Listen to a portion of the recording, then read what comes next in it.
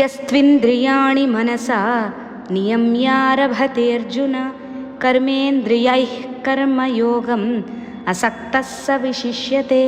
కాబట్టి ఓ అర్జున, ఎవరైతే తన ఇంద్రియాలను మనస్సుతో నిగ్రహించి ఆ నిగ్రహింపబడిన జ్ఞానేంద్రియ కర్మేంద్రియాలతో కర్మయోగాన్ని ఎటువంటి ఆసక్తి లేకుండా ఆచరిస్తాడో అతడిని విశిష్ట పురుషుడు అని అంటారు. అర్జున, శరీర అవయవాలనే కాదు, మనస్సును కూడా స్వాధీనంలో ఉంచుకోవాలి.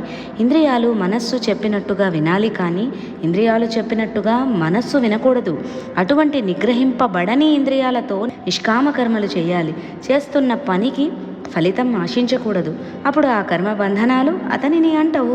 కర్మల పట్ల ఆసక్తి, విషయవాంఛలు మనసులో నుండి బయటకి నెట్టేయాలి. నిష్కామంగా, ఏ కోరిక లేకుండా, ఫలం ఆశించకుండా, నేను చేస్తున్నాను అనే అహం లేకుండా ఏ పని చేసినా ఆ కర్మలు అతనిని బంధించవు.